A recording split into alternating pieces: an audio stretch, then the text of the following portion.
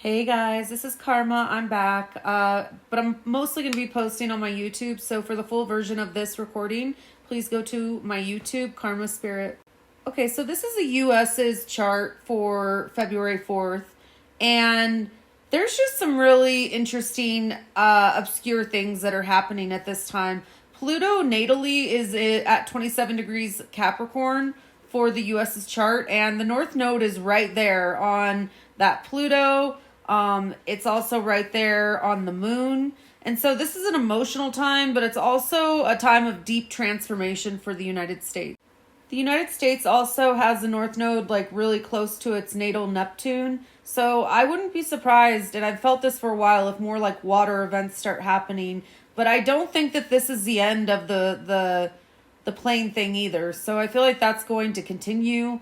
There's going to be some very intense times that are coming up, and so it would be wise to prepare yourself now.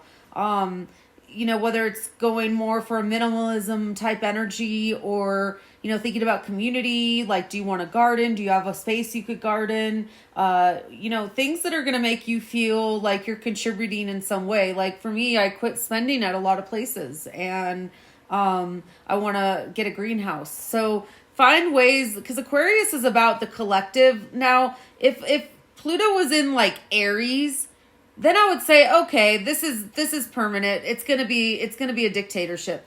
But Pluto in Aquarius is like, let's all rise together and become a collective force to be reckoned with.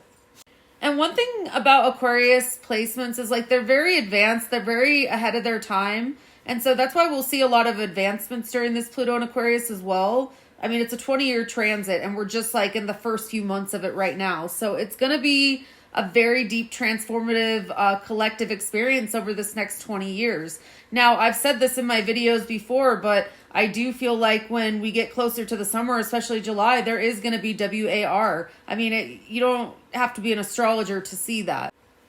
So I would prepare for that, I mean, the best you can do is the best you can do, but we have this deep separation between, our country, but I also feel like the veils of delusion and deception are starting to peel away. People are starting to see the reality.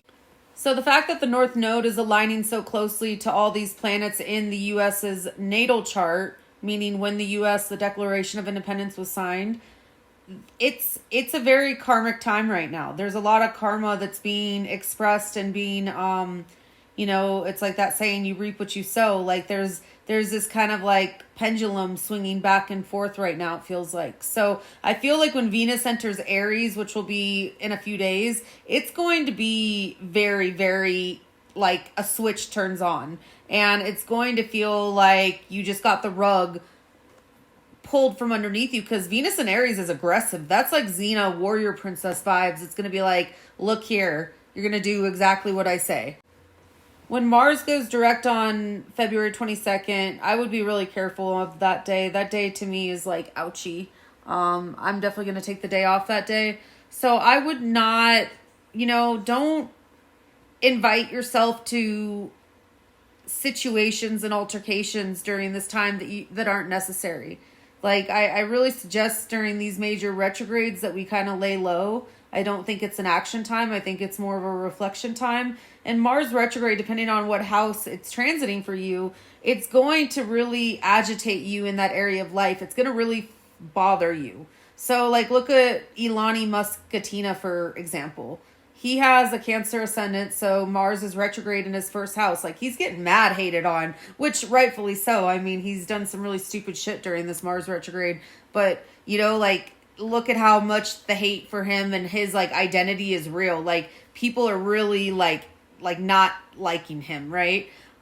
So that's kind of the interesting part, to watch astrology through the lens of other people living their lives, because I feel like you can learn a lot from it. Like, oh, that's why this is happening. It doesn't mean that it's not really who he is or not. I'm not here to debate that, but it is true that it's going to show you the flavor of what the transit is going to do to each of the rising signs. And then coming up, we're going to have Mercury and Venus retrograde both in Pisces and Aries. So you can drop your rising sign below and I'll do my best to comment back and let you know like where it'll affect you. But, you know, Venus in Pisces is a beautiful placement. It's like a very like get in the car with a serial K type vibes. Whereas Venus in Aries is like impulsivity and like fiery and like passionate and like dangerous. Like it just, they have such different energies. And Venus retrograde is not the time to be getting engaged and get married. I know that it's hard to, you know, determine when you're going to get engaged, but I definitely would not suggest it. I would not suggest getting plastic surgery during a Venus retrograde, even if it was just like a new haircut. Like, I would be careful. I remember I was watching this reader on a live stream on here, and she got her hair like layered during Venus retrograde, and it was like, she's a pretty lady, but the haircut was like really bad. And I was like, oh my God, that's totally Venus retrograde. So I mean, do what you will with that, but I'm not a fan. I'm really superstitious when it comes to retrogrades because I don't feel like it's stable or clear or concise energy to really start something that's going to be sustainable long term. So I would definitely be careful these next few months. I mean, try to get yourself some extra shelf stable products. If you live in a red state, they are going to shut the power off on you. It's becoming this like tit for tat type energy. And so you need to prepare yourself, whether that's getting like a generator to stay warm. I live in a very cold state, so I was like, oh my gosh, I'm going to have to prepare for this. But, you know, water, pet food, first aid kit, medicines if you need them. You know, everything's about to get really expensive, you guys. So we need to live off of less and not be spending in a way that kind of undermines us. Like, I totally get it. I love to indulge myself, but this just isn't the time. This is the time to like learn how to do your own hair or do your own nails for now. Or, you know, I'm going to get a greenhouse. I'm going to learn how to plant, and I'm like horrible with plants. So it's going to be definitely a informative experience for me because I'm not like really, I don't feel like I have a green thumb. But I was thinking I could grow extra and then I could like give it to people in the community that might not be able to get access to like vegetables and maybe fresh flowers. I'm not really a fruit person. So, and where I live is cold. So I don't know what kind of fruit can really grow. If you have any suggestions, definitely let me know. Again, I'm like totally novice. I don't know how to grow flowers or anything like that. The crazy thing is I think about, you know, Aquarius rules like social media. The 11th house rules social media, like your bigger networks and community, but it also rules our hopes and wishes, right? So I feel like Pluto in Aquarius is not only bringing us to this place of where we really need to help one another out and really like realize that we're all just on this journey together and it's a part of our own consciousness of why we attract what we attract, right?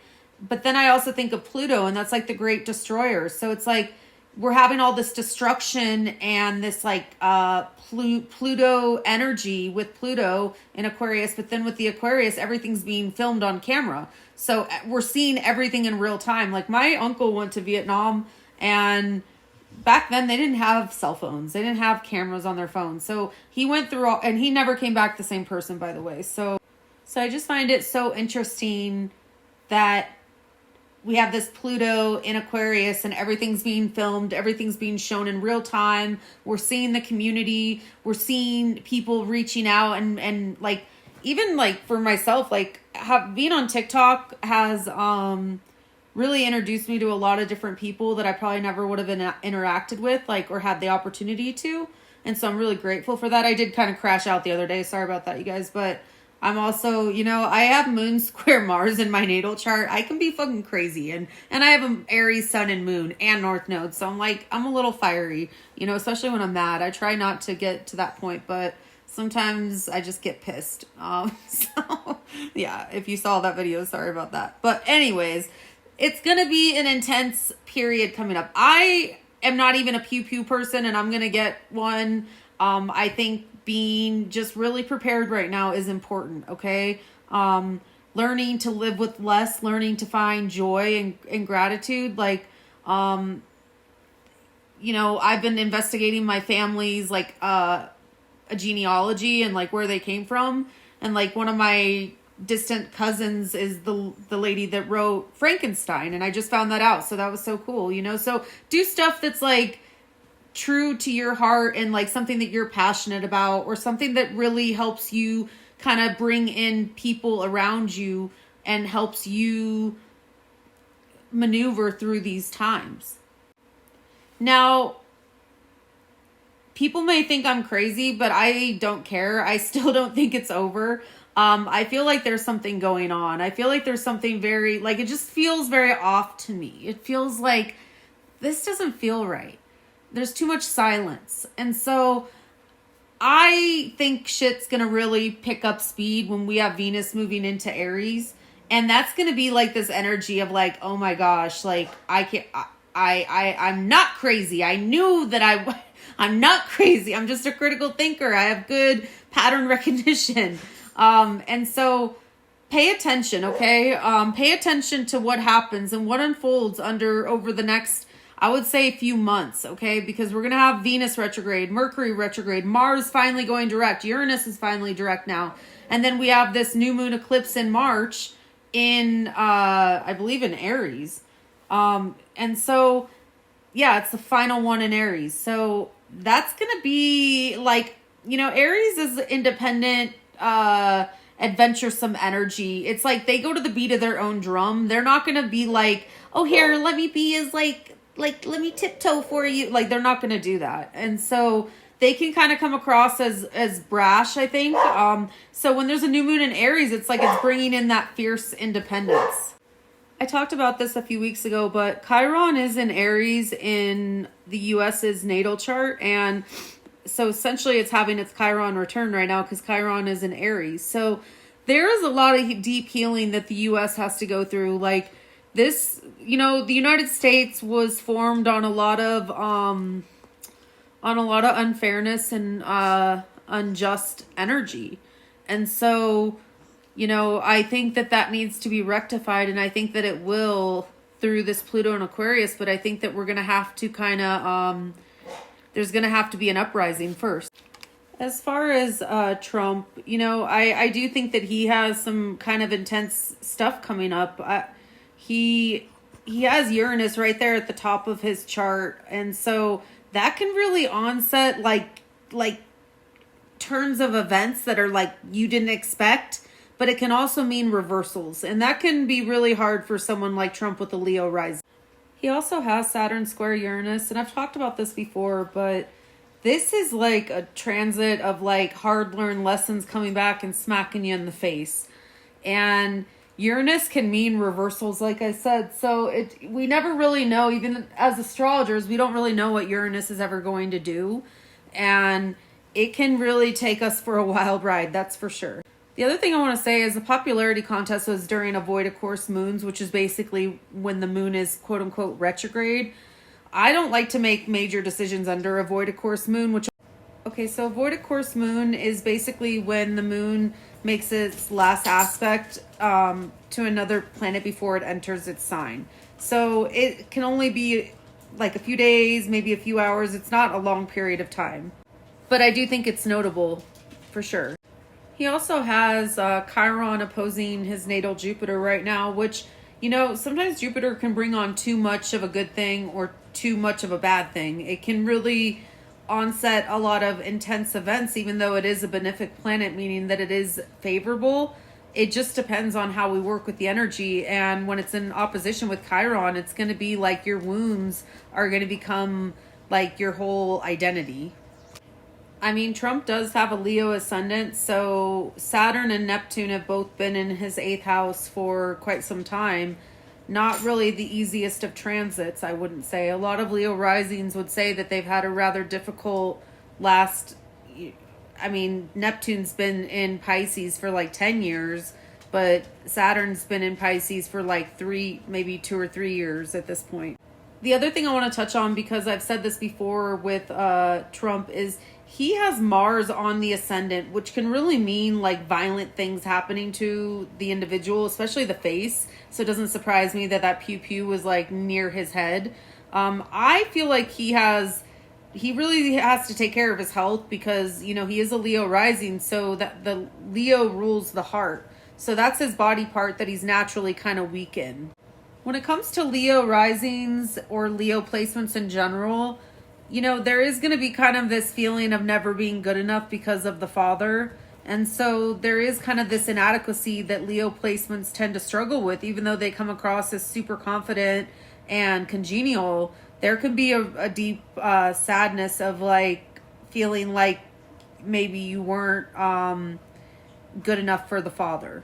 The other thing I'll say about Trump's natal chart is he does have Saturn in his 12th house. He has Venus in the 12th house too, which isn't surprising. But having Saturn in the 12th house, Ilani has that placement too natally.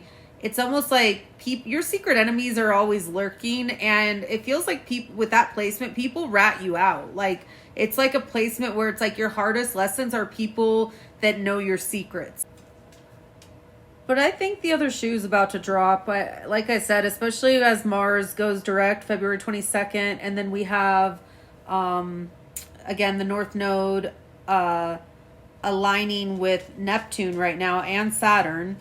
And natally for the U.S., it's going to be conjunct the U.S.'s Pluto as well as the moon. So there's a lot going on here, you guys. I mean, so I think there's a lot still to be unveiled and to come forward, especially with this Mercury retrograde and Venus retrograde and then Mars direct.